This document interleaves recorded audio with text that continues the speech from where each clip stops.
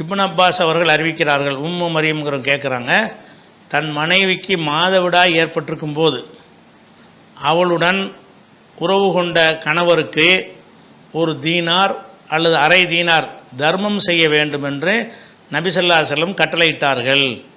நசையில் குப்ராவில் உள்ள ஹதீஸ்ன்னு போட்டாங்க. இந்த ஹதீஸு சரியானதா? சில ஹதீஸ் நூலில் சஹி என்றும் சில ஹதீஸ் நூலில் லைஃப் என்றும் வந்துள்ளது.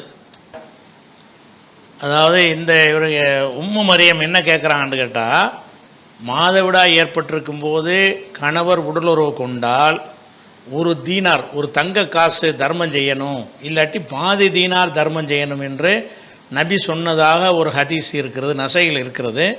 இந்த ஹதீஸை பற்றி சில அறிஞர்கள் வந்து அதை சரியானதுன்னு சொல்கிறாங்க, சில நூல்களில் இது சரி இல்லை லைஃப்னு போட்டிருக்கிறாங்களே, இதனுடைய நிலைப்பாடு என்ன அப்படின்னு கேட்குறாங்க. இந்த ஹதீஸை பொறுத்த வரைக்கும் நீங்கள் சொன்ன நசையில் மாத்திரம் இல்லாமல் அஹ்மதில் இருக்கிறது, திருமதியில் இருக்கிறது, அபூதாவுதில் இருக்கிறது, இன்னும் பல தாரமியில் இருக்கிறது, இப்படி பல நூல்களில் வந்து இந்த ஹதீஸ் இடம்பெற்றிருக்கிறது. இந்த ஹதீஸை பொறுத்த வரைக்கும் ஒரு நுணுக்கமான குறைபாடுன்னு வச்சுக்கிறாங்க, இல்லத்துன்னு சொல்லுவாங்க. இதை நுணுக்கமான குறைபாடுன்னு என்னென்றது, இந்த ஹதீஸுகளுடைய எல்லா அறிவிப்பையும் தொகுத்து பார்க்கக்கூடிய நேரத்தில் இந்த ஹதீஸு பல வகையில் வருகிறது. வரும் பொழுது சிலர் அறிவிக்கும் பொழுது தான் இதை நபி சொன்னதாக வந்து குறிப்பிடுறாங்க இப்னு அப்பாஸ் வழியாக. பலர் அறிவிக்கிற அறிவிப்புகள் என்ன வருதுன்னு கேட்டால் இப்னு அப்பாஸுடைய சொந்த கூற்றாகத்தான் வருகிறது. அப்போ எல்லா அறிவிப்புகளையும் தொகுத்து வைத்து கொண்டு, அதை சொன்னால் ட்ரையாக போயிடும், அதை சாராம்சத்தை மட்டும் உங்களுக்கு சொல்கிறேன், எல்லா ஹதீஸ்களையும் தொகுத்து வைத்து கொண்டு ஹதீஸுடைய நுணுக்கமான குறைபாடுகளை கண்டறியக்கூடிய அறிஞர்கள் என்ன செய்கிறாங்கன்னு கேட்டால், இது நபியின் கூற்று என்று சொல்லப்படுவது சரியான செய்தி இல்லை, இப்னு அப்பாஸ் இப்படி சொன்னார், அது கரெக்ட், இப்னு அப்பாஸ் சொல்லியிருக்கிறார், அது நமக்கு ஆதாரமாகாது, இது இப்னு அப்பாஸுடைய கருத்து என்பது தான் சரியான அறிவிப்பே தவிர நபியை சம்பந்தப்படுத்துறது வந்து அவர் அந்த சரியான அறிவிப்பு கிடையாது அப்படின்னு சொல்லி ஏராளமான அறிவிப்புகளை தொகுத்து வைத்து கொண்டு இந்த கருத்துக்கு வந்திருக்கிறாங்க. வந்து என்ன செய்கிறாங்கன்னு கேட்டால், இதில் அஹ்மது இமாம் இஸ்ஹாக் 2 பேர் மட்டும்தான் இந்த தீனார தர்மம் செய்யணுங்கிற கருத்துக்கு இந்த ஹதீஸ் ஆதாரமாக கொண்டு சொல்லியிருக்கிறாங்க. அந்த அஹ்மது இமாம் கூட அந்த கருத்தை மாற்றிக்கிட்டாருன்னு வேறு வருகிறது. இஸ்ஹாக்குன்னு ஒரு ஆள் மட்டும்தான் இது நபியின் கூற்று என்று நினைத்து இந்த சட்டத்தை சொல்லியிருக்கிறார்.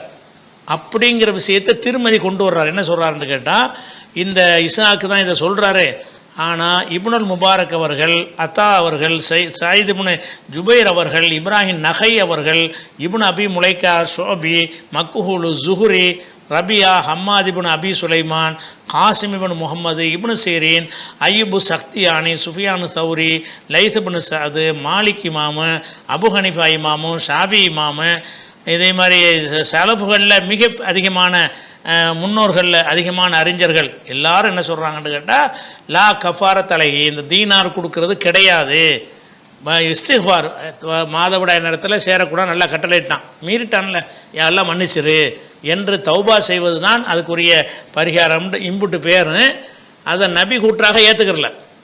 அந்த ஹதீஸை ஆய்வு செஞ்சவங்க இது நபியின் கூற்றுங்கிறத வந்து ஏற்றுக்கொள்ள முடியாதுங்கிற காரணத்தினால எல்லாரும் என்ன சொல்கிறாங்கன்னு கேட்டால், இதுக்கு தர்மம்லாம் செய்ய தேவையில்லை, இஸ்ஹாக்குங்கிற ஒரு ஆள் தான் அவர் தர்மம் செய்யணுங்கிறார், நபியின் கூற்றாக கருதி இருக்கிறார் ஹதீஸ் ஆய்வு செஞ்சதில். அஹ்மது இமாம் வந்து அதை 2 விதமாக சொன்னதாக வந்துடுது. பாக்கி உள்ள இமாம்களாக இருந்தாலும் சரி, அந்த காலத்தில் வாழ்ந்த அறிஞர்களாக இருந்தாலும் சரி, எல்லாருமே வந்து லா கஃபாரத் அலைஹி, அதுக்கு இந்த கஃபார பரிகாரங்கிற பேச்சு கிடையாது, ஏன்னா பரிகாரத்தை சொல்லக்கூடியது வந்து மௌகூஃப் இப்னு அப்பாஸின் கூற்றாகத்தான் இருக்கிறது, நபியின் கூற்று என்பது சரியான அறிவிப்பு இல்லைன்னு சொல்லிட்ட காரணத்தினால இது வந்து நம்ம சட்டமாக ஏற்றுக்கொள்ள முடியாது. ஆனால் இப்னு அப்பாஸ் அப்படி சொல்லியிருக்கிறார் என்பது சரி, ஆனால் அது நமக்கு ஆதாரமாகாது, அதை நினைக்கணும்.